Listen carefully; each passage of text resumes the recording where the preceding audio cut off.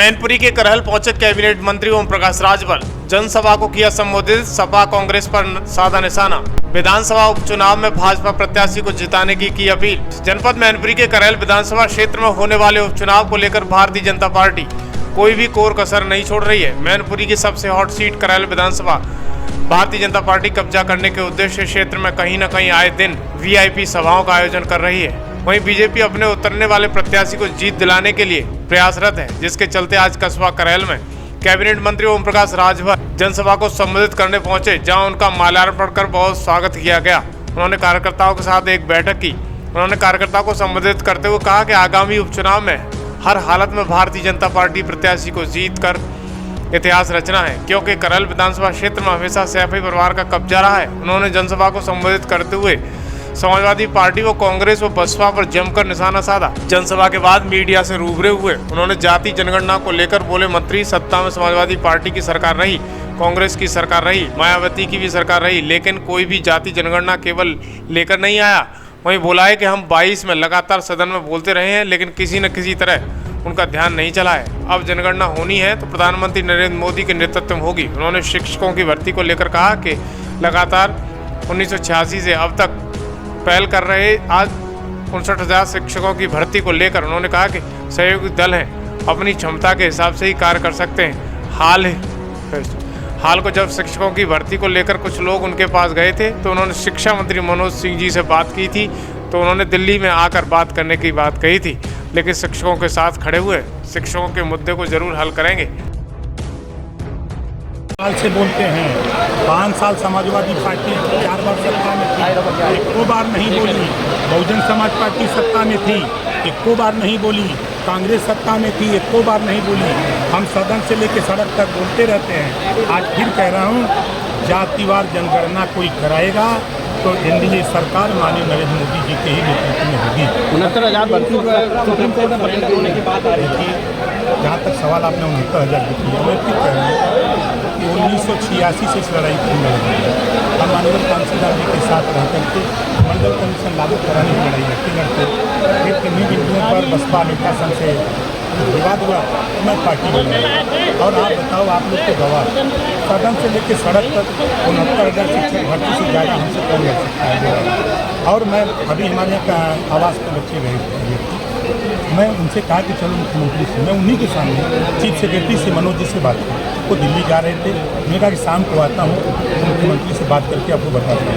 रात को 11 थोड़ी सी भैया मेरे अब आप हम तो रोक नहीं सकते, हम रोक सकते हैं। हमारी कोशिश देखो, हम हमारे पास जितनी क्षमता है पूरी क्षमता से हमने मुख्यमंत्री से चर्चा किया। जब नियुक्ति पत्र वितरण हुआ था उस समय भी चर्चा की, 8 तारीख को भी चर्चा किया, 9 तारीख को टाइम भी लिया। मनोज जी ने कहा कि मनोज जी के कथनानुसार मैंने गोरखपुर में कहा कि आप वहाँ मिल लीजिए मुख्यमंत्री से। उन्होंने कहा कि ये क्या हम नहीं आ सकते कि मेरा कार्यक्रम मिर्जापुर में है, मैं मिर्जापुर में तो मैं मेरी सिंपैथी, मैं 69,000 शिक्षक भर्ती के जो अभ्यर्थी है मैं उनके साथ हूँ। मैं फिर कह रहा हूँ 517 मदरसे स्टैंड करने की बात आ रही है। देखिए, सही बात तो कोई बता नहीं रहा, ब्लैकमेल करने के बाद। देखिए, एक स्कीम 2016 में देश के केंद्र सरकार ने लागू किया कि 60% धन हम देंगे और 40% राज्य सरकार देगी, और मदरसों में हम अंग्रेजी, साइंस और मैथ पढ़ाएंगे। उसके लिए अध्यापक नियुक्त करें, ठीक है। फिर पिछले 3 साल पहले केंद्र सरकार ने उस योजना को बंद कर दिया। 1 साल प्रदेश सरकार ने अपने जो अंशदान था वो पैसा दिया, तो उस पैसे के बाद उन्होंने बंद कर दिया 2 साल से। तो उसी चीज़ को मदरसे के लोग कह रहे हैं। आप अगर उसको पढ़ेंगे तब समझ में आएगा। दूसरी बात तो कह रहे हैं ना कि मदरसों को मान्यता नहीं दी जा रही, उसको जो है ऑनलाइन पोर्टल खोला जाए। कहाँ है ना, उनकी यूनियन के लोग हैं, तो उनका कहना है कि जो हमारा या तो अध्यापकों का जो तनख्वाह सैलरी है वो मिले, उनको रखा जाए काम पे, और नहीं तो ये स्कीम बंद कर दिया जाए जो केंद्र सरकार की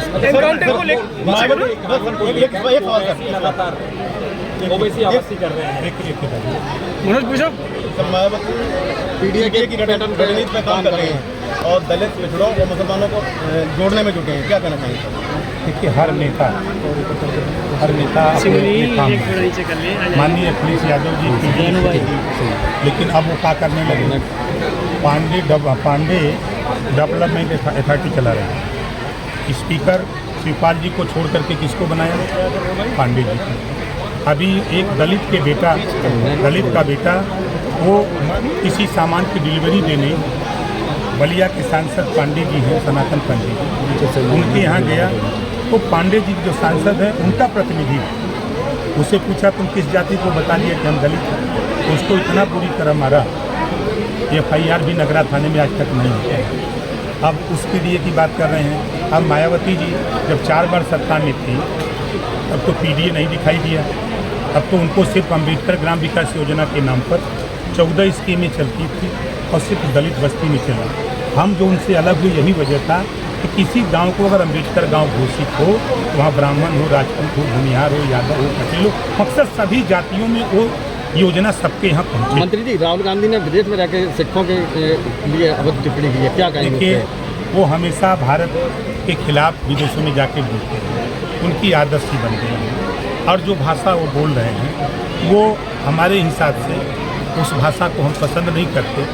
और जो भारत में रह के भाषा बोलते हैं, आप बताइए, बोलते हैं ना कि पिछड़ों को हिस्सेदारी नहीं है, बोलते हैं ना 60 साल किसकी सरकार थी देश और प्रदेश में? उन्हीं की सरकार थी, क्यों नहीं दिया? 4 बार बसपा, 4 बार सपा की यूपी में सरकार थी, ये लोग क्यों नहीं दिए?